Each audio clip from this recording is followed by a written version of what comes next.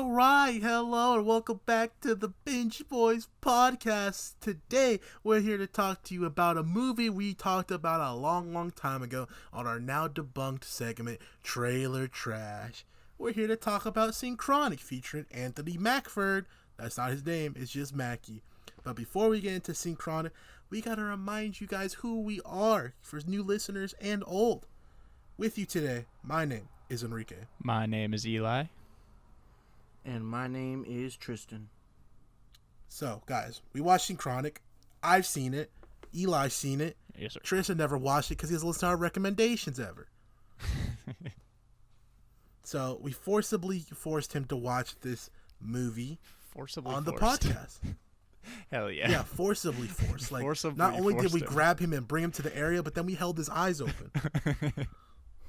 And here we are. Yeah. And I just wanted you guys to know, first and foremost, I wanted to make a famous line for you guys. Oh, boy. Tell me if you heard this one before. All right. She had the booze. I had the Synchronic. The Lakers beat the Supersonics. It was a good day. Thanks, Ice Cube. It was a good day. Just like today where we review Synchronic, because I love this movie. I do too. This movie's I fantastic, do too. dude. Second time around, I liked it just as much. Maybe a little bit less, but just as much, bro. Yeah, no, it was still good the second time for me as well. I don't know. I knew what was coming, so like the whole plot twist wasn't as good, obviously, but yeah, no, I still enjoyed That's it. fair. How'd you feel, Tristan, for first time around with Synchronic? I thought it was very interesting, dude. I liked the whole concept.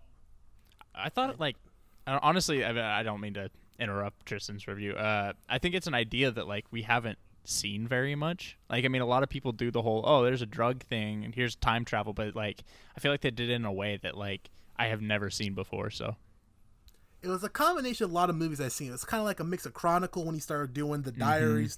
Yeah. And then it was a mix of like time travel gimmick. There was a mix of Limitless with the pill. I was like, I love this. Yeah.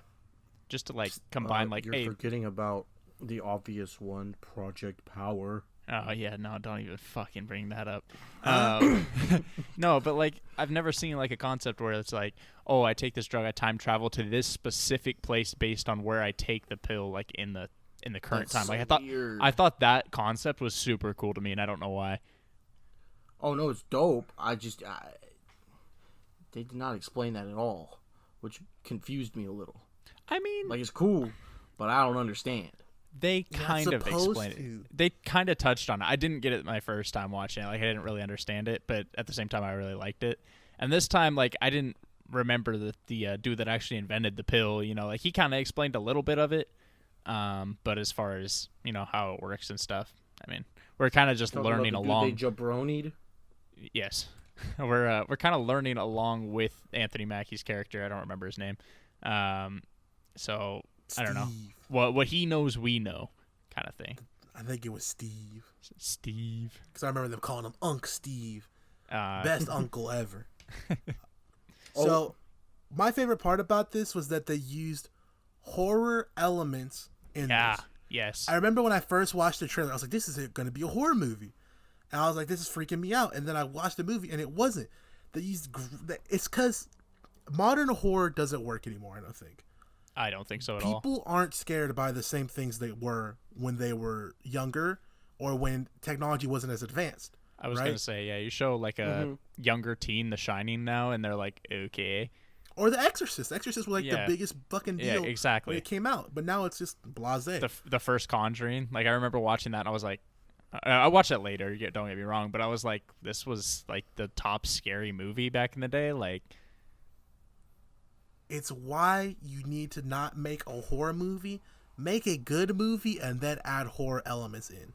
We've seen this with Get Out, right? That's my favorite fucking movie of like recent years. No, because I can Get Out is a mix of comedy with fucking social commentary and then horror elements.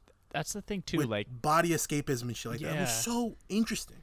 The best horror elements, I think, too, are like things that like are actually applicable to like modern times. Like actually, like that could happen to me. Like, okay, there's a demon child a demon baby chasing me around the house. I'm like, that's never gonna happen to me. Hopefully, knock on wood. But like at the same time, like I'm like, okay, like yeah, and Get Out, for example, like I'm like, damn, like that is a actual thing that could happen, like to some people. So I think the best things are realistic things for horror. Oh, absolutely. They are. Because, like, I think that's the scariest thing now. Don't get me wrong. There's still a place for demons and demonic shit and monsters and slasher flicks. Because those are some of the best movies of all time. Just like the upcoming Texas Chainsaw Massacre on Bleep. Pay us if you want your name in here. Yeah. But things like that still have a place to me. But I don't think they can be taken as seriously as they were. Synchronic takes itself seriously because it's a movie that is quality's plotline first and foremost. Then you get the fucking voodoo shaman in. Then you get the lady who's calling him a slave trying to kill him thing. Oh, then you God. get him trying to get out of the tree getting chased thing. Yeah. Like, that's amazing. I think the tree one, for me personally, just being a white man especially, like that one was the freakiest. Like obviously, like I don't know, I feel like if I was African American, like the whole slavery one would have got me. But the chasing into the trees one, that one spooked me a little bit. I like the chasing to the trees one, and I like the one in the house because he had no choice but to go back into the house. Yes, I forgot about that one too. Fuck yeah, that one would have got me too. Honestly, yeah. That one hurt me for extra reasons too. Dude, the dog, bro. The dog. Oh, R.I.P. The dog wasn't listening, man. No, that's facts. He was old too. I mean, like it is He what it shouldn't is. have taken but, the dog. I mean, He had to test. He had to bring backup. Exactly. He had to test if he could bring dude's daughter back. I know. But like, yeah, no, the first time watching it, that was so sad. He couldn't. What? I think. I don't know. Yeah. I think it did because he had the leash, but the dog didn't come back. But the leash did. Because he had it in his hand. But here's the thing: when he took the dog originally, he was hugging the dog. Exactly. I think he just didn't want to chance it. I don't know. Because he didn't want to chance it in case something like what did end up happening happened. Right. Exactly. You know. Yeah. Because of course he could have saved the second pill, then grabbed her and all that, but it just didn't work out like that, man. Yeah, he was also expecting to have more trial runs because he had to use an extra one being in the house. He couldn't get back in time, obviously. So. Yes. Let me tell you something, man. The friendship dynamic between those two in this story, Anthony Mackie and his homie with his daughter, yeah, that was great, dude. I love that. It's very they were accurate. Fighting. Yep. They were arguing. They envious of each other. Like, it's really a good portrayal of human relationships and human nature. I would agree with you. Right? Like, you always want to be in someone else's shoes, but that person wants to be in your shoes, kind of thing, Yeah, the human nature is always to want what somebody else has, I guess, and not really take into account what you have. I also like their fight. Precisely. Their fight was a good little scrap. Anthony Mackie busted him up a little bit with that left-right to the jaw. Some good shit. He was screaming at the ambulance driver. He was like, "Get away from me!" Fuck like, you, Tom. No. He was like, "Come back here. I need your help." Dude, the ambulance driver's a fucker too, because he stole the drugs, bro. Yeah, he stole the morphine. He stole the morphine. Motherfucker, what is this? The 60s stealing morphine? I know, dude. Oh man, it was so good, dude. Yeah, no, I genuinely liked it again. A lot, dude. I would say if we get there, the plot twist at the end too. I was like, this is what I waited for. Dude, the foreshadowing leading up to it was amazing, man.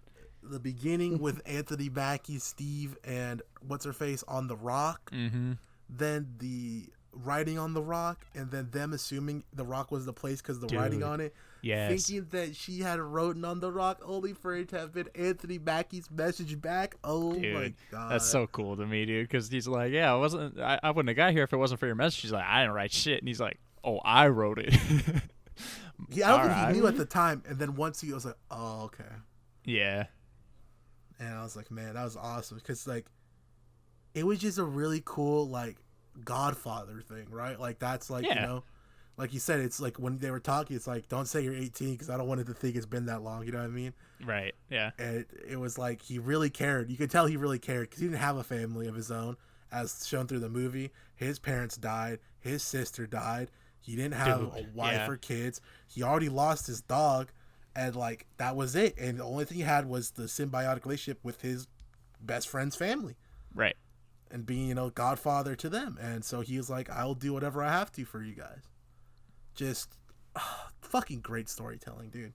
Yeah, and this shit wasn't obnoxiously long either, dude. Like, it was an easy watch for me, at least. No, like, dude, an hour 41. Yeah, I will say that as far as the storyline goes, it did drag a little bit for the first little bit, but honestly, it makes sense knowing the end.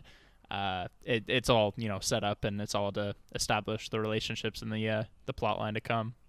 Yeah, man, like the people getting stabbed and shit. That was to show the time travel back with the conquistadors and the French and all that shit. Yeah. And it was just like the voodoo guy coming around and only talking voodoo. You don't know if he came back or not. Like, that was the cool part about that. Dude, yeah, that's crazy. And I was just like, damn, bro. I love this movie, bro. Simple and plain. No, I know you had some issues with it. Yeah, a little bit. I felt like it didn't do enough in some ways. Like, this kind of movie feels like it should be larger scale, and I realized they tried to explain some of that, but for the fact that this drug was only out in Louisiana, and it was only affecting them, and then, like, I don't know, I feel like there's a couple holes, like the cops were not actually doing anything about the drug. Granted, that may just be regular old cops don't care. Well, that's what they were trying to show in that first couple scenes. Yeah. When they said he was dressed like Tupac. It's just another junkie. Things like that. That part. The drug part not being larger scale, I'll give you. But I just think that it might have been a clinical trial kind of thing. Because it's been known for governments and companies to do that.